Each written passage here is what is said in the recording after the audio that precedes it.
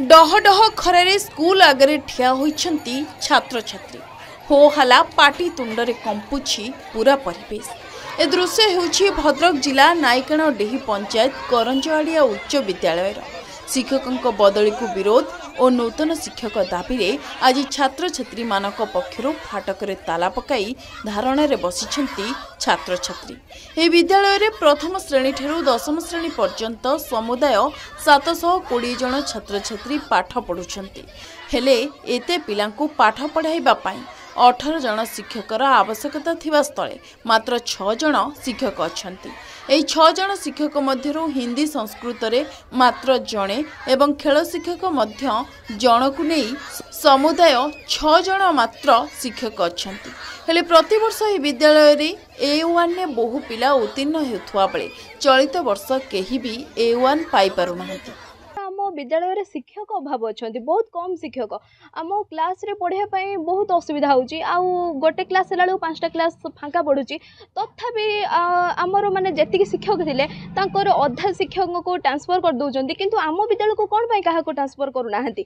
आमर जे भलो विज्ञान पढ़ाती भलो संस्कृत पढ़ाती सेमाने नै जाचंती। आमर भविष्य कोन हबो आमे चाहूछु सेमान को ट्रांसफर न करंतु जदि सेमाने ट्रांसफर होचंती हमको नूतन शिक्षक दियंतु। आम स्कूल 700 रु ऊर्ध्व छुआ किंतु शिक्षक एठी अभाव अच्छा से आमर पाठ पढ़ार असुविधा होची से आम दाबी करूँ जे आमर नूतन शिक्षक दरकार ना आम जो ट्रांसफर कर जो शिक्षक मानक आउ थे आम स्कूल को फेर जा दरकार से आम चाहूँ जे नूतन शिक्षक पठातु ना ओडिशा सरकार को ये नवेद करुचे जे आम जो ट्रांसफर कराई जो शिक्षक मानक पूर्व फेर दिखाँ। ए विद्यालय रे प्रधान शिक्षकों अभाव थिबा स्थले जने सहकारी शिक्षकों को नहीं चली विद्यालय।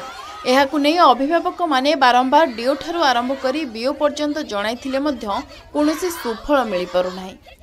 तेणु बाध्य होई विद्यालय रे ताला पकाई धारणा रे बसिछंती छात्र छात्री। जे पर्यंत विद्यालय को स्थायी शिक्षक जोगाई न दिया जाइछि धारणा रे बसिबे बोली कहिछंती।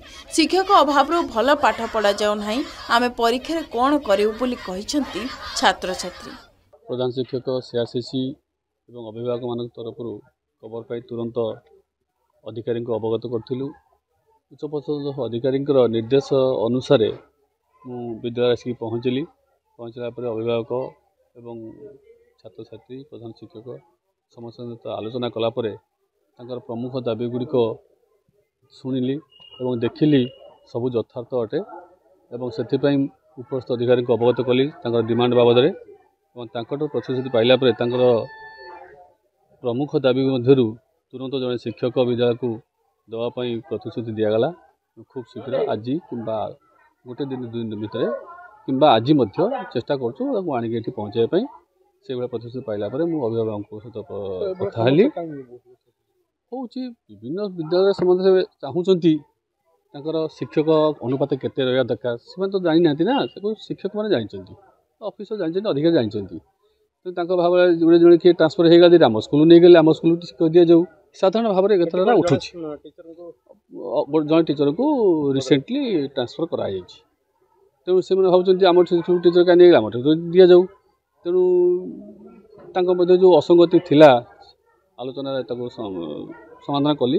एने खबर पाई एबीओ पहुंची बुझासुझा करबा परे आंदोलन ओहरी तुरंत एही विद्यालय को शिक्षक 2 दिन मध्य देव बोली कहिसेंती एबीओ।